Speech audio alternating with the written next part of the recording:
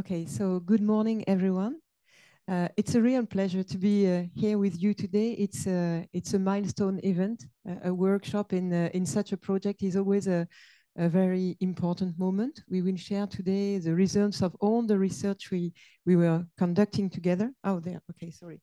I knew I had to go on the left, but not that much on the left. So I have my notes there. And we went through HyPSTER all together. So to me, that's most of all, and first of all, I would say a collective adventure. And that's where obviously I put a lot of emphasis because it's important to progress on this topic. Generally speaking, it's important also for energy transition, and I will go a bit on that as well. And I think we are together demonstrating that, as Mirella was mentioning, technologically, this is feasible, this is possible. And why is this so important? It's because really we have the opportunity to develop large-scale storage that will tackle both. I mean, we are going to speak about cycles a lot today. I would like to speak also about frequency. It's really something that is tackling the challenge we have on a daily or hourly basis. Mirella was presenting some project around, cycles, around years, etc.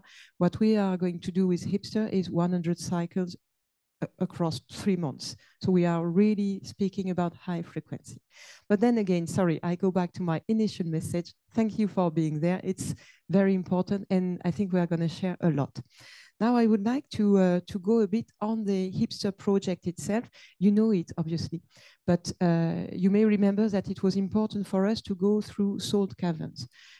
We believe that it's a good way to store hydrogen for various reasons. Obviously, because we are speaking about underground storage, we have an effect of volume. So HyPSTER is a pilot project, but then we can consider scalability. And we can furthermore consider scalability because we have several caverns that can be converted or developed over time as the economy, the hydrogen economy is developing. So that's an important point to bear in mind. HyPSTER is located in Étré, actually. So that's the biggest salt cavern storage site in France.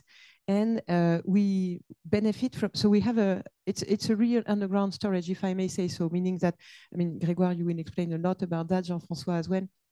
But you have as you know, a well, but also a cavern. So what we are testing is really all the way down to the cavern. It may seem obvious, but it's probably worth reminding that. And now we are going to more operational phase. So what I would like to share with you on that. So actually, I'm just checking because I don't want to forget anything, and I tend to speak a lot because I'm a bit enthusiastic about the project and about underground hydrogen storage. But really, what we are targeting there is proving the technology, and that's very important. You know, and I'm going to speak about the operational phase, that it took us a bit of time, and we did that all together. And I pay tribute to the one that were involved and who are still involved, because it's not easy to say that we may have to double check, triple check some element, but we are now very confident, comfortable. We learned a lot. We had successful tightness tests, and now we are, so there is hydrogen also that was injected, just to be clear. So we are at this stage, and now we are going to have cycles. Just a few figures are maybe to bear in mind the project. HyPSTER project, I will speak a lot about storage because in Storengy, we are storage operators by expertise, by heart, if I may say so. I'm also president of the gas storage operator, gas storage Europe, sorry, column in the GIE association. And we are obviously in Heart for Europe initiatives that you may know, pushing underground hydrogen storage. So I have this tendency of speaking about hydrogen, but the HyPSTER project is both hydrogen production with a 1 megawatt electrolyzer, and then this hydrogen storage part, where actually, and Mirella mentioned it, we will store 3 tons of hydrogen.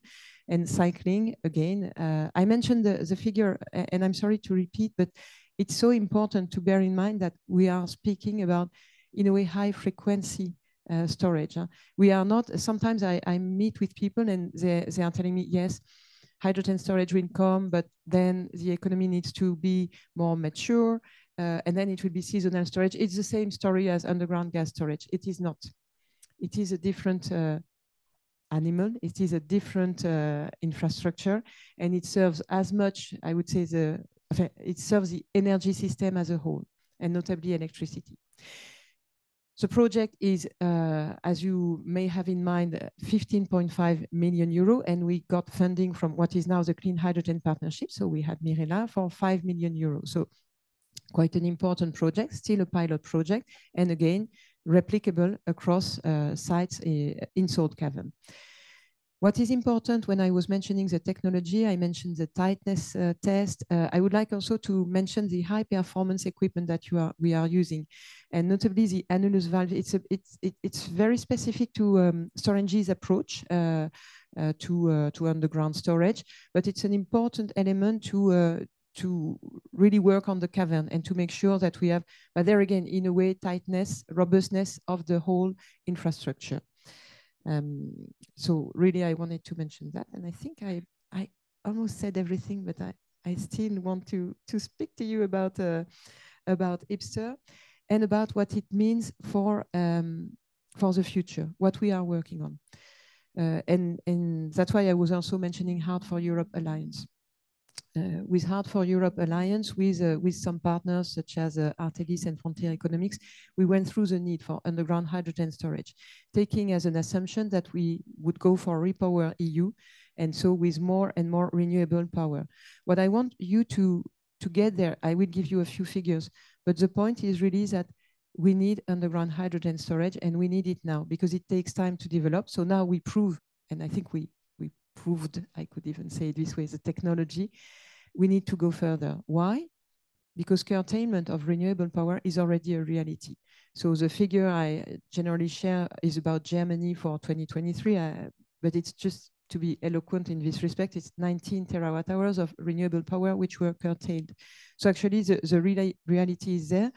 Yes, we need to make investment. We need to work together. How this will be funded is something that we need to think about together, and especially with the benefit that it brings to the whole energy system.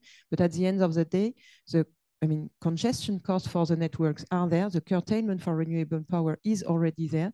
So we really need to change and scale up. And definitely HyPSTER is proving, demonstrating that we can do it. Mirela was kind enough to mention that we have also the Fridge project across France and Germany, but we have several projects, and we are really eager as Storengy, and I'm sure all of you, because we work together on this HyPSTER project, you are also eager in seeing, underground hydrogen storage being further developed.